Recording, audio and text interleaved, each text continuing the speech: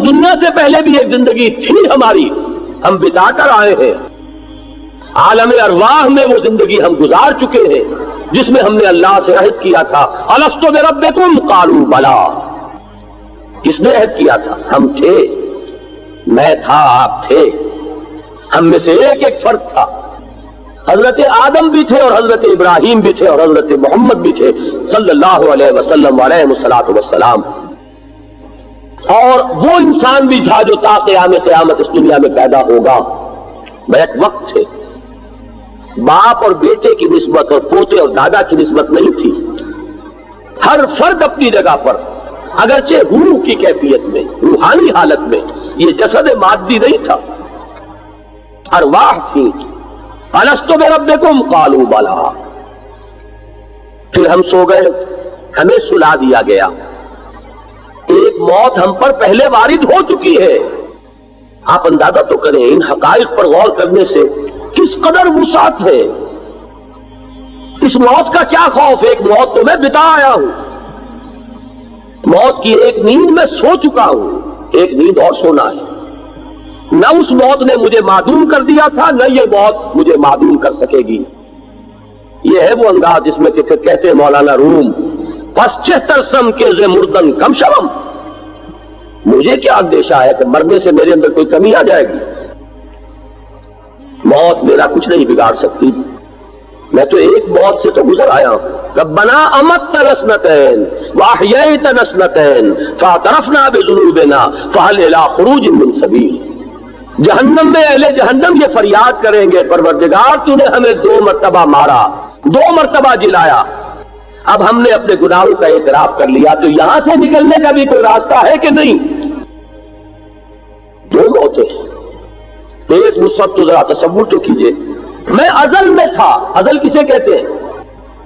عہد الست جب ہوا ہے، کوئی تصور ہے اس کا؟ میں تھا، آپ تھے، ہم نے اللہ سے عہد کیا، پھر یہاں آیا، یہاں سے پھر عالم آخرت کو انتقال ہوگا، اور وہ عالم آخرہ ابد الآباد تک ہے، خالدین فیہا ابدا۔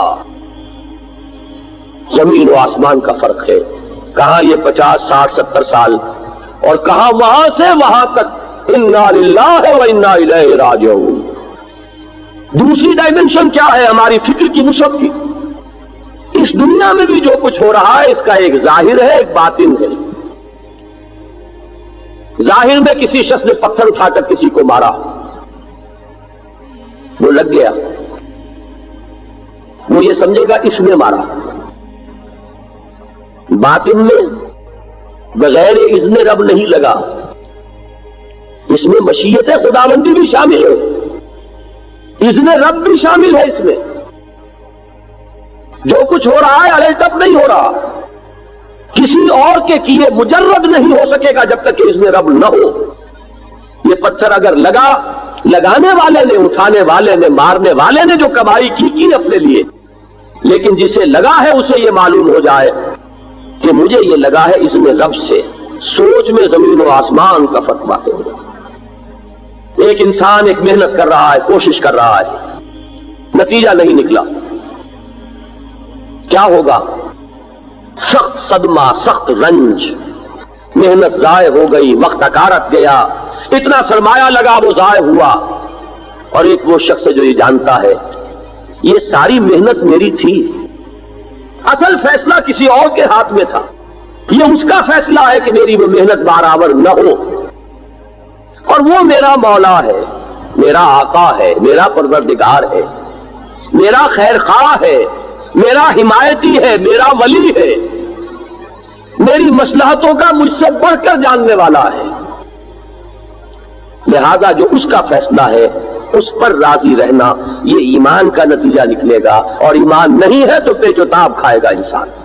یہ اگر یوں نہ کرتا تو میرا کام ہو گیا تھا، اس کی طرف سے یہ اگر تھوڑا سا معاملہ نہ ہو جاتا تو میں اس پہ کامیاب ہو جاتا، اس سے شکایت، اس سے شکوہ، اس سے غصہ، اس کی طرف سے رنج، یہ تمام چیزیں جو ہیں ان کا ایک علاج، نہیں ہوا کیوں نہیں ہوا؟ میرے رب کو منظور نہیں تھا، بات ختم ہے۔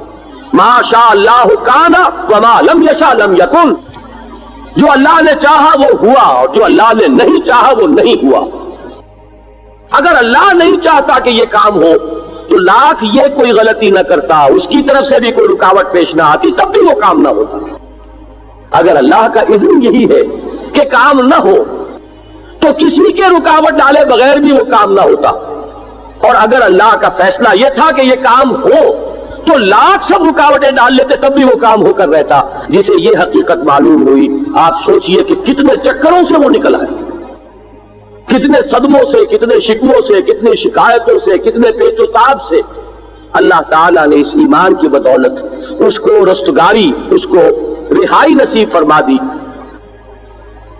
اللہ تعالیٰ نے اس مقام رضا کی وجہ سے، تسلیم و رضا کی روش اختیار کرنے کی وجہ سے میرے کتنے عقدے حل کر دیے، اس ہست و بوت کے پورے چکر سے مجھے نکال لیا۔ یہ ہوا تو کیوں ہوا اور یہ نہیں ہوا تو کیوں نہیں ہوا، اور اس نے کیا، اس نے یہ سارا نقصان مجھے پہنچایا اور اس کی وجہ سے مجھے یہ ساری تکلیف پہنچی، وہ اگر یہ نہ کرتا تو یہ نہ ہوتا، کاش کہ میں اس وقت یہ کر لیتا۔ یہ سارے چکر ختم ہو گئے۔ ما شاء اللہ کانا وما لم یشاء لم یکن۔ یہ دو ڈائمنشنز ہے کہ جس کے اندر فکر اور نظر اور سوچ، اس کی وسعت جو ہے واقعہ یہ ہے کہ جتنا آپ اس پر غور کریں گے اس کی عظمت سامنے آئے گی۔ کہاں یہ تصور کی زندگی بس یہی زندگی ہے، کہاں وہ تصور ازل سے ابد تک رواں دواں ہے یہ سلسلہ حیات۔